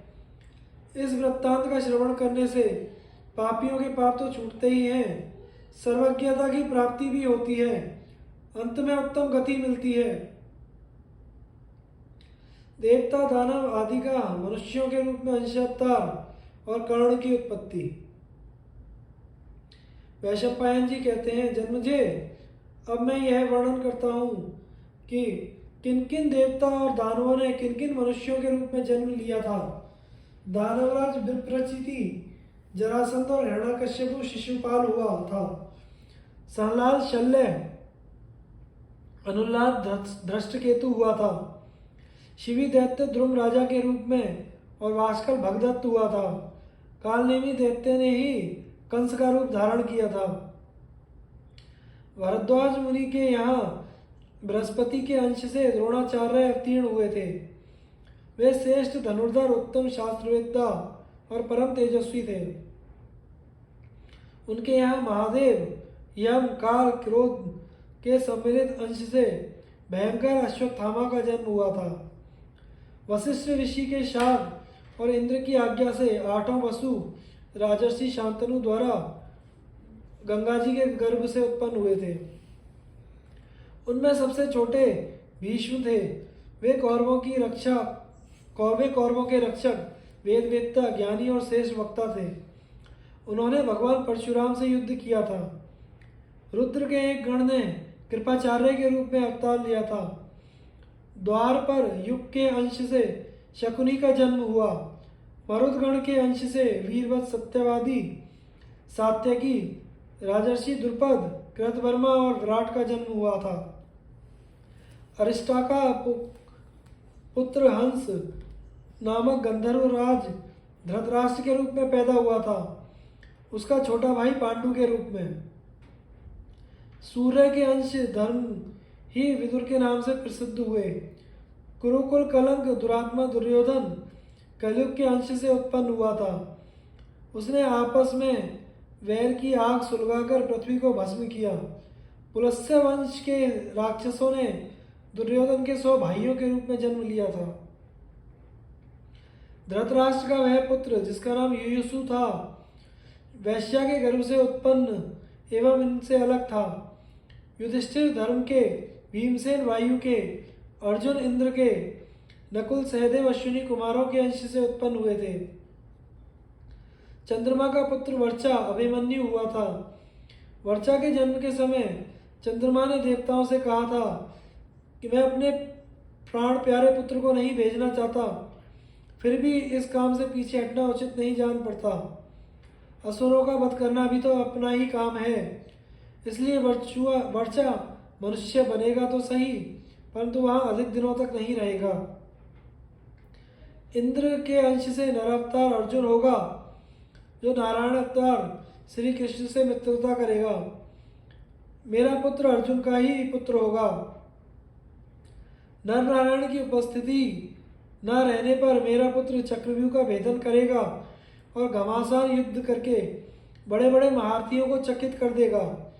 दिन भर युद्ध करने के बाद सायंकाल में वह मुझसे आ मिलेगा। इसकी पत्नी से जो पुत्र होगा वह कुरुकुल का वंशधर होगा। सभी देवताओं ने चंद्रमा की इस उक्ति का अनुमोदन किया। जन्मजय, वही आपके दादा अभिमन्यु थे। अग्नि के अंश से धृष्टद्युम्न और एक राक्षस के अंश से शिखंडी का जन्म हुआ था। विश्व देवगण द्रौपदी के पांचों पुत्र प्रतिविंध्य, सुसोम, श्रुतकीर्ति, शतानीक और शूरसेन के रूप में उत्पन्न हुए थे। वासुदेव जी के पिता का नाम शूरसेन था। उनकी एक अनुपम रूपवती कन्या थी जिसका नाम था प्रथा। शूरसेन ने अग्नि के सामने प्रतिज्ञा की थी कि मैं अपनी पहली संतान अपनी बुआ के ही संतानहीन पुत्र कुंती भोज को दे दूंगा। उनके यहाँ पहले प्रथा का ही जन्म हुआ, इसलिए उन्होंने उसे कुंती भोज को दे दिया। जिस समय प्रथा छोटी थी वह अपने पिता कुंती भोज के पास रहती थी, अतिथियों की सेवा सत्कार करती थी। एक बार प्रथा ने दुर्वासा ऋषि की बड़ी सेवा की। उसकी सेवा से जितेंद्रिय ऋषि बड़े प्रसन्न हुए। उन्होंने प्रथा को एक मंत्र बतलाया और कहा, कल्याणी, मैं तुम पर प्रसन्न हूँ। तुम इस मंत्र से जिस देवता का आवाहन करोगी उसी की कृपा प्रसाद से तुम्हें पुत्र उत्पन्न होगा। दुर्वासा ऋषि की बात सुनकर प्रथा को बड़ा कुतूहल हुआ। उसने एकांत में जाकर भगवान सूर्य का आवाहन किया। सूर्यदेव ने आकर तत्काल गर्भ स्थापन किया, जिससे उन्हीं के समान तेजस्वी कवच कुंडल पहने एक सर्वांग सुंदर बालक उत्पन्न हुआ। कलंक से भयभीत होकर कुंती ने उस बालक को छिपाकर नदी में बहा दिया। अधिरथ ने उसे निकाला और अपनी पत्नी राधा के पास ले जाकर उसे पुत्र बना लिया। उन दोनों ने उस बालक का नाम वसुषेण रखा। वही पीछे कर्ण के नाम से प्रसिद्ध हुआ। वह अस्त्र विद्या में बड़ा प्रवीण और वेदांगों का ज्ञाता हुआ। वह बड़ा उदार, सत्य, पराक्रमी और बुद्धिमान था। जिस समय वह जप करने के लिए बैठता उस समय ब्राह्मण उससे जो मांगते वही दे देता। एक दिन की बात है, कर्ण जप कर रहा था। देवराज इंद्र सारी प्रजा और अपने पुत्र अर्जुन के हित के लिए ब्राह्मण का वेश धारण करके उसके पास आए। उन्होंने उसके शरीर के साथ उत्पन्न कवच और कुंडल मांगे। कर्ण ने अपने शरीर से चिपके कवच को उधेड़कर और कुंडल उतारकर दे दिए। उसकी इस उदारता से प्रसन्न होकर इंद्र ने एक शक्ति दी और कहा, हे अजित, तुम यह शक्ति देवता, असुर, मनुष्य, गंधर्व, सर्प, राक्षस अथवा जिस किसी पर भी चलाओगे उसका तत्काल नाश हो जाएगा। तभी से वह वैकर्तन नाम से प्रसिद्ध हुआ। वह श्रेष्ठ योद्धा, दुर्योधन का मंत्री, सखा और श्रेष्ठ महापुरुष था। वह सूर्य के अंश से उत्पन्न हुआ था। देवादिदेव सनातन पुरुष नारायण भगवान के अंश से उत्पन्न वासुदेव श्री कृष्ण अवतीर्ण हुए। महाबली बलदेव जी शेष के अंश थे। सनत कुमार प्रद्युम्न हुए। यदुवंश में और भी बहुत से देवता मनुष्य के रूप में अवतीर्ण हुए थे। इंद्र की आज्ञा अनुसार अप्सराओं के अंश से 16,000 स्त्रियां उत्पन्न हुई थी। राजा भीष्मक की पुत्री रुक्मिणी के रूप में लक्ष्मी जी और द्रुपद के यहाँ यज्ञ कुंड से द्रौपदी के रूप में इंद्राणी उत्पन्न हुई। कुंती और माद्री के रूप में सिद्धि और धृति का जन्म हुआ। वे ही पांडवों की माता हुई। मति का जन्म राजा सुमल की पुत्री गांधारी के रूप में हुआ। इस प्रकार देवता, असुर, गंधर्व, अप्सरा, राक्षस अपने अपने अंश से मनुष्य रूप में उत्पन्न हुए। दुष्यंत और शकुंतला का गांधर्व विवाह।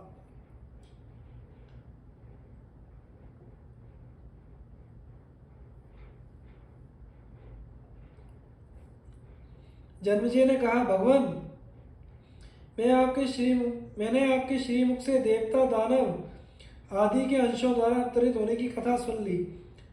अब आपकी पूर्व सूचना के अनुसार कुरुवंश का श्रवण करना चाहता हूँ। वैशंपायन जी ने कहा, जन्मेजय, कुरुवंश का प्रवर्तक था परम प्रतापशाली राजा दुष्यंत। समुद्र से घिरे हुए बहुत से प्रदेश और मिलेच्छों के देश भी उसके अधीन थे। वह अपनी प्रजा का पालन शासन बड़ी योग्यता के साथ करता था। उसके राज्य में वर्ण संकर नहीं थे। खेती और खानों के लिए प्रयत्न नहीं करना पड़ता था। पाप तो कोई करता ही नहीं था। सभी धर्म के प्रेमी थे, इसलिए धर्म और अर्थ दोनों ही स्वतः प्राप्त थे। चोर, भूख अथवा रोग का भय बिल्कुल नहीं था। सभी लोग अपने अपने धर्म में संतुष्ट थे और राजश्रय में निर्भय रहकर निष्काम धर्म का पालन करते थे। समय पर वर्षा होती थी, अन्न सरस होते थे, पृथ्वी सब प्रकार के रत्न और पशुधन से परिपूर्ण थी। ब्राह्मण कर्मनिष्ठ थे, छल कपट और पाखंड की छाया भी उन्हें नहीं छूती थी। दुष्यंत स्वयं एक बलवान युवक था। उसकी शक्ति इतनी अद्भुत थी कि वह वन उपवन सहित मंदराचल को उखाड़कर धारण कर सकता था। वह गदा युद्ध के प्रक्षेप, विक्षेप, परिक्षेप और अभिक्षेप चारों प्रकारों और शस्त्र विद्या में बड़ा ही निपुण था। घोड़े, हाथी की सवारी में उसका कोई सानी नहीं था। वह विष्णु के समान बलवान, सूर्य के समान तेजस्वी, समुद्र के समान अक्षोभ्य, पृथ्वी के समान क्षमाशील था। नागरिक और देशवासी उससे प्रेम और सम्मान करते थे। वह धर्म बुद्धि से सबका शासन करता। एक दिन की बात है, महाबाहु राजा दुष्यंत अपनी चतुरंगिणी सेना के साथ किसी गहन वन में जा पहुंचा। उसे पार करने पर उसे मनोहर आश्रम युक्त उपवन मिला। यह उपवन बड़ा ही सुंदर था। वहाँ के वृक्ष खिले हुए पुष्पों से लद रहे थे। दूर्वादलों से पृथ्वी हरी भरी हो रही थी। सुंदर सुंदर पक्षी मधुर स्वरों से चहक रहे थे। कहीं कोकिलों की कुहू कुहू तो कहीं भौरों का गुंजार।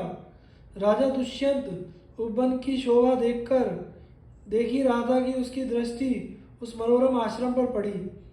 उस आश्रम में स्थान स्थान पर अग्निहोत्र की ज्वालाएं प्रज्वलित हो रही थी। वाल खिलने आदि ऋषि यज्ञशाला, पुष्प, जलाशयों के कारण उसकी अद्भुत शोभा हो रही थी। सामने ही मालिनी नदी बह रही थी, जिसका जल बड़ा स्वादिष्ट था। अनेकों ऋषि मुनि आसन लगाए ध्यानमग्न थे। ब्राह्मण देवताओं का पूजन कर रहे थे।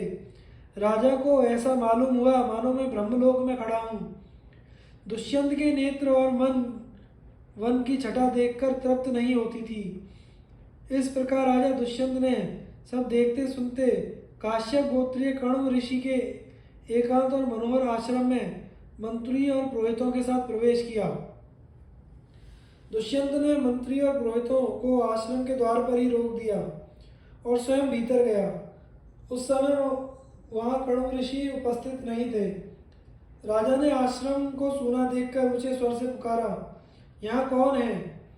दुष्यंत की आवाज सुनकर लक्ष्मी के समान सुंदरी कन्या तपस्विनी के वेश में आश्रम से निकली। उसने राजा दुष्यंत को देखकर सम्मान पूर्वक कहा, स्वागत है। फिर उसने आसन पाते और अर्धे के द्वारा राजा का आतिथ्य करके उनसे स्वागत और कुशल के संबंध में प्रश्न किया। स्वागत सत्कार के बाद उस तपस्विनी कन्या ने तनिक मुस्कुराकर पूछा, मैं आपकी क्या सेवा करूं? राजा दुष्यंत ने सर्वांग सुंदरी एवं मधुर भाषणी कन्या की ओर देखकर कहा, मैं परम भाग्यशाली महर्षि कण्व के दर्शन करने आया हूँ। वे इस समय कहाँ हैं? कृपया करके बतलाइए। शकुंतला ने कहा, मेरे पूजनीय पिताजी फल फूल लाने के लिए आश्रम से बाहर गए हैं। आप घड़ी दो घड़ी उनकी प्रतीक्षा कीजिए, तब उनसे मिल सकेंगे। शकुंतला की भरी जवानी और अनुपम रूप देखकर दुष्यंत ने पूछा, सुंदरी तुम कौन हो? तुम्हारे पिता कौन हैं? और किस लिए यहाँ आई हो? तुमने मेरा मन मोहित कर लिया है। मैं तुम्हें जानना चाहता हूँ। शकुंतला ने बड़ी मिठास के साथ कहा, मैं महर्षि कण्व की पुत्री हूँ। राजा ने कहा, कल्याणी, विश्ववंदे महर्षि कण्व तो अखंड ब्रह्मचारी हैं। धर्म अपने स्थान से विचलित हो सकता है, परंतु वे नहीं। ऐसी दशा में तुम उनकी पुत्री कैसे हो सकती हो? शकुंतला ने कहा, राजन, एक ऋषि के पूछने पर मेरे पूजनीय पिता कण्व ने मेरे जन्म की कहानी सुनाई थी। उससे मैं जान सकी हूँ, जिस समय परम प्रतापी विश्वामित्र जी तपस्या कर रहे थे, उस समय इंद्र ने उनके तप में विघ्न डालने के लिए मेनका नाम की अप्सरा भेजी। उसी के संयोग से मेरा जन्म हुआ। माता मुझे वन में छोड़कर चली गई। तब शकुंतों ने सिंह, व्याघ्र आदि भयानक जंतुओं से मेरी रक्षा की थी, इसलिए मेरा नाम शकुंतला पड़ा। महर्षि कण्व ने वहां से उठा लाकर मेरा पालन पोषण किया। शरीर का जनक, प्राणों का रक्षक और अन्नदाता, ये तीनों ही पिता कहे जाते हैं। इस प्रकार मैं महर्षि कण्व की पुत्री हूँ। दुष्यंत ने कहा, कल्याणी, जैसा तुम कह रही हो, तुम ब्राह्मण कन्या नहीं राजकन्या हो, इसलिए तुम मेरी पत्नी हो जाओ। सुंदरी, तुम गांधर्व विधि से मुझसे विवाह कर लो। राजाओं के लिए गांधर्व विवाह सर्वश्रेष्ठ माना गया है। शकुंतला ने कहा, मेरे पिताजी इस समय यहाँ नहीं है, आप थोड़ी देर प्रतीक्षा कीजिए, वे आकर मुझे आपकी सेवा में समर्पित कर देंगे।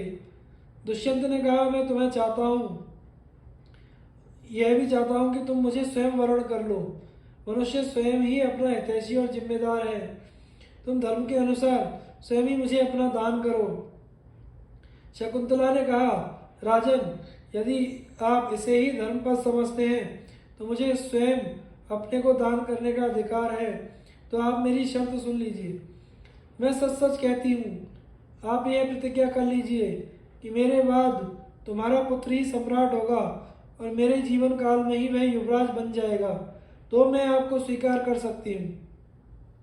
दुष्यंत ने बिना कुछ सोचे विचारे ही प्रतिज्ञा कर ली और गांधर्व विधि से शकुंतला का पाणी ग्रहण कर लिया।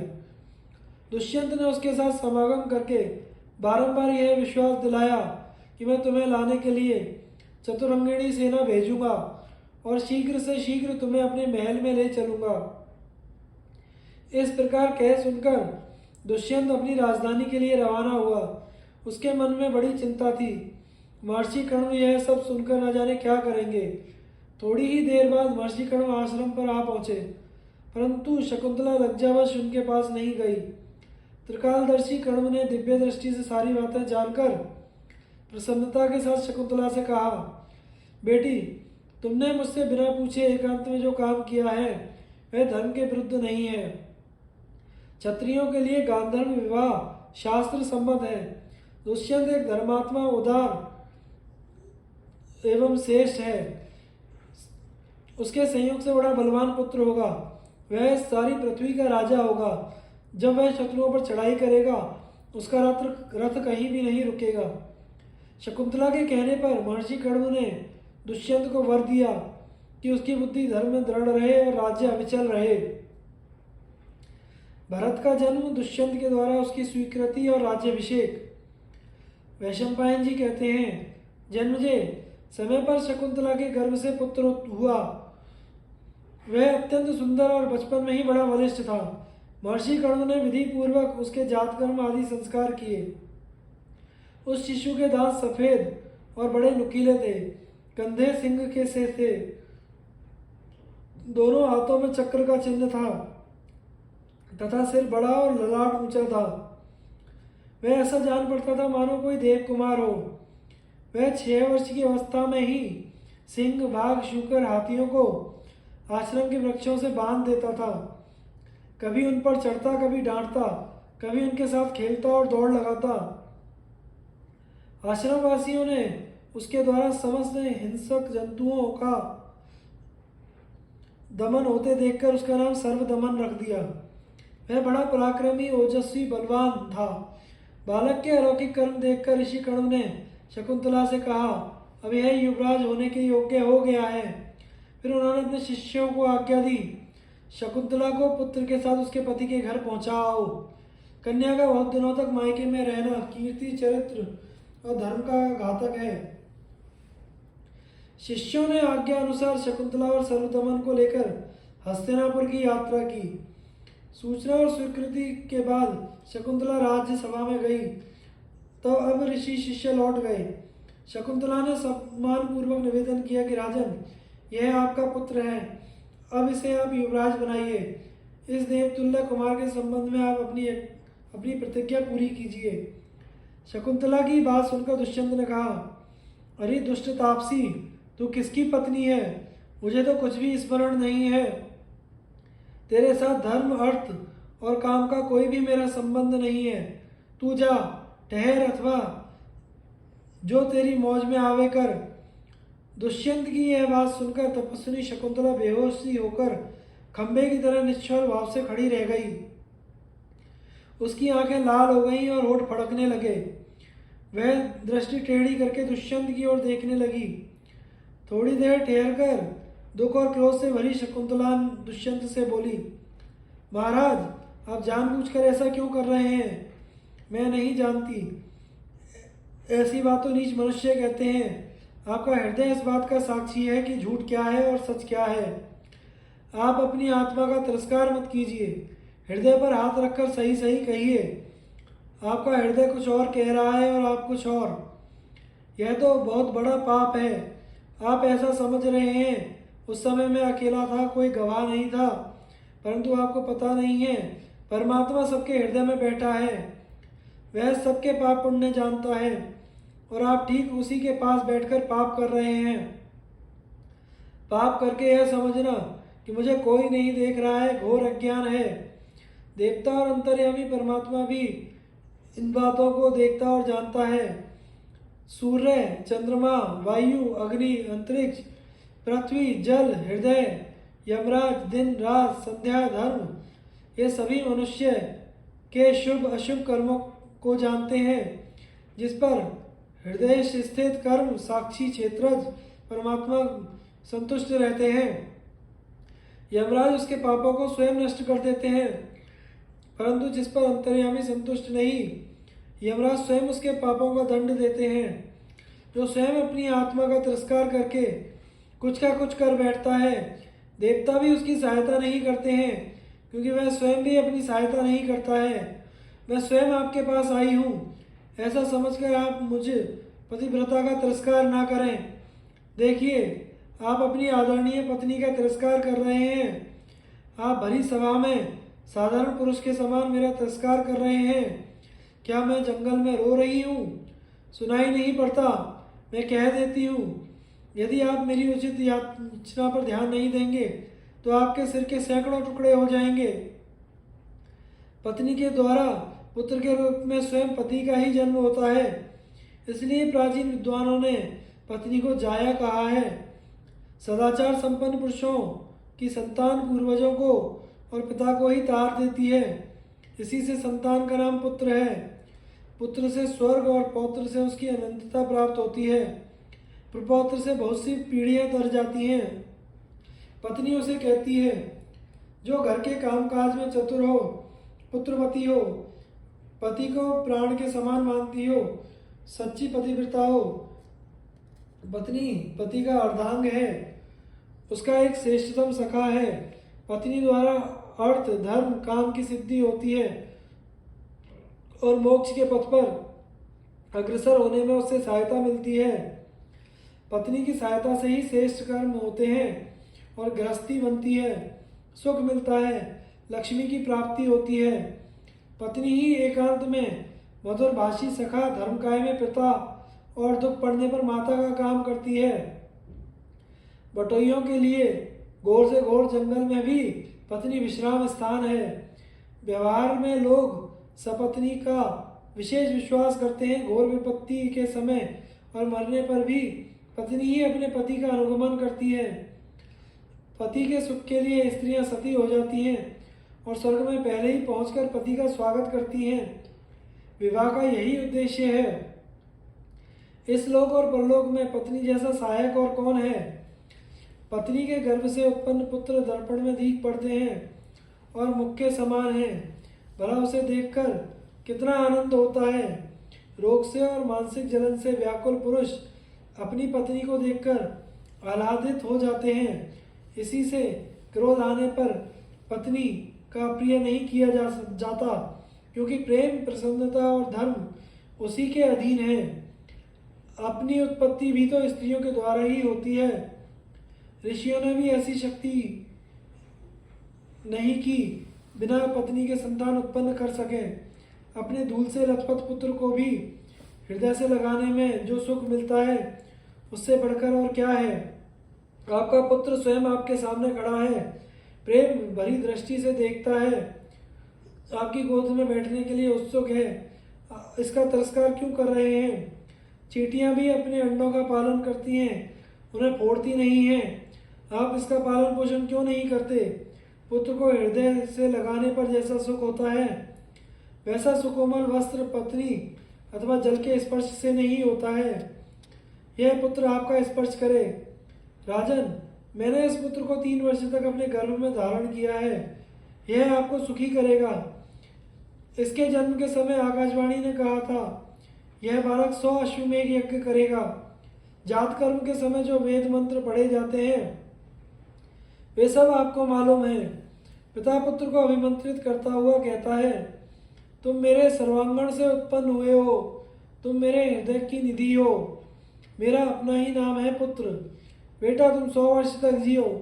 मेरा जीवन और आगे की वंश परंपरा तुम्हारे अधीन है, इसलिए तुम सुखी रहकर 100 वर्ष तक जियो। यह बालक आपके अंग से ही, आपके हृदय से ही उत्पन्न हुआ है।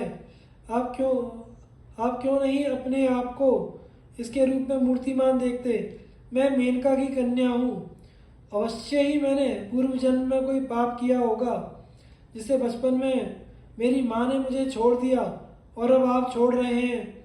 आपकी ऐसी इच्छा है तो भले ही मुझे छोड़ दीजिए, मैं अपने आश्रम चली जाऊंगी, परंतु यह आपका पुत्र है, इस बच्चे को मत छोड़िए। दुष्यंत ने कहा, शकुंतले, मुझे मालूम नहीं कि मैंने तुमसे पुत्र उत्पन्न किया है। स्त्रियां तो प्राय झूठ बोलती ही हैं। तुम्हारी बात पर भला कौन विश्वास करेगा? तुम्हारी एक भी बात विश्वास करने योग्य नहीं है।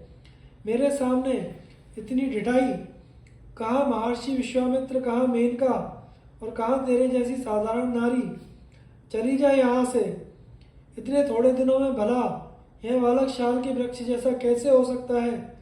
जा जा, चली जा। शकुंतला ने कहा, राजन, कपट ना करो। सस्ते सहस्त्रों अश्वमेघ से भी श्रेष्ठ है। सारे वेदों को पढ़ लो, सारे तीर्थों में स्नान कर लो, फिर भी सत्य उनसे बढ़कर है। सत्य से बढ़कर धर्म भी नहीं है, झूठ से बढ़कर निंदनीय कुछ भी नहीं है। सत्य स्वयं परब्रह्म परमात्मा है। सत्य ही सर्वश्रेष्ठ प्रतिज्ञा है। तुम अपनी प्रतिज्ञा मत तोड़ो। सत्य सर्वदा तुम्हारे साथ रहे। यदि झूठ से ही तुम्हारा प्रेम है और मेरी बात पर विश्वास नहीं करते तो मैं स्वयं चली जाऊंगी। मैं झूठे के साथ नहीं रहना चाहती। राजन, मैं कह देती हूँ, तुम चाहे इस लड़के को अपनाओ या नहीं, मेरा यह पुत्र ही सारी पृथ्वी का शासन करेगा। इतना कहकर शकुंतला वहां से चल पड़ी। इसी समय ऋत्विज, पुरोहित, आचार्य और मंत्रियों के साथ बैठे हुए दुष्यंत को संबोधित करते हुए आकाशवाणी ने कहा, माता तो केवल भांति के समान है। पुत्र पिता का ही होता है, क्योंकि पिता ही पुत्र के रूप में उत्पन्न होता है। तुम पुत्र का पालन पोषण करो। शकुंतला का अपमान मत करो। अपना औरस पुत्र यमराज के पंजों से छुड़ा लेता है। सचमुच तुम्ही ने इस बालक का गर्भाधान किया है। शकुंतला की बात सर्वथा सत्य है। तुम्हें हमारी आज्ञा मानकर ऐसा ही करना चाहिए। तुम्हारे भरण पोषण के कारण ही इसका नाम भरत होगा। आकाशवाणी सुनकर दुष्यंत आनंद से भर गए। उन्होंने पुरोहित और मंत्रियों से कहा, आप लोगों ने अपने कानों से देवताओं की वाणी सुनी। मैं भी ठीक ठीक यही जानता हूँ और समझता हूँ कि यह मेरा पुत्र है। यदि मैं केवल शकुंतला के कहने से ही इसे स्वीकार कर लेता तो सारी प्रजा इस पर संदेह करती और इसका कलंक नहीं छूट पाता। इसी उद्देश्य से प्रेरित होकर मैंने ऐसा दुर्व्यवहार किया। अब उन्होंने बच्चे को स्वीकार कर लिया और उसके संस्कार कराए। उन्होंने अपने पुत्र का सर चूमकर उसे छाती से लगा लिया। चारों ओर आनंद की नदी उमड़ आई। जय जयकार होने लगे। दुष्यंत ने धर्म के अनुसार अपनी पत्नी का सत्कार किया और सांत्वना देते हुए कहा, देवी, मैंने तुम्हारे साथ जो संबंध किया था वह किसी को मालूम नहीं था। अब सब लोग तुम्हें रानी के रूप में स्वीकार कर लें, इसलिए मैंने यह क्रूरता की थी। लोग समझने लगते कि मैंने मोहित होकर तुम्हारी बात स्वीकार कर ली है। लोग मेरे पुत्र के युवराज होने में भी आपत्ति करते। मैंने तुम्हें अत्यंत क्रोधित कर दिया था, इसलिए तुमने प्रणय कोपवश मुझसे जो अप्रिय वाणी कही है उसका मुझे कुछ भी विचार नहीं है। हम दोनों एक दूसरे के प्रिय हैं। इस प्रकार कहकर दुष्यंत ने अपनी प्राण प्रिया को वस्त्र भोजन आदि से संतुष्ट किया। समय पर भरत का युवराज पद पर अभिषेक हुआ। दूर दूर तक भरत का शासन चक्र प्रसिद्ध हो गया। उसने राजाओं को जीतकर वशवर्ती कर लिया और संत सम्मत धर्म का पालन करके और उत्तम यश लाभ किया। सारी पृथ्वी का चक्रवर्ती सम्राट था। उसने इंद्र के समान अनेकों यज्ञ किए। महर्षि कर्ण ने भरत से गोवितत नामक अश्वमेघ यज्ञ कराया। उसमें यूँ तो सभी ब्राह्मणों को दक्षिणा दी गई, परंतु महर्षि कर्ण को सहस्त्र पद्म मोहरें दी गई। भरत से ही इस देश का नाम भारत पड़ा। वे ही भरतवंश के प्रवर्तक हुए। उन्हीं के नाम से पहले और पीछे के राजा भारत नाम से प्रसिद्ध हुए। उनके वंश में अनेकों ब्रह्मज्ञानी राजर्षि हुए, जिनके नाम गिनाने भी कठिन हैं। मैं केवल मुख्य मुख्य सत्यनिष्ठ और शीलवान राजाओं का ही वर्णन कर सकता हूँ। धन्यवाद। आज की कथा को हम यहीं समाप्त करते हैं। आगे की कथा को हम अगले भाग में प्रसारित करेंगे।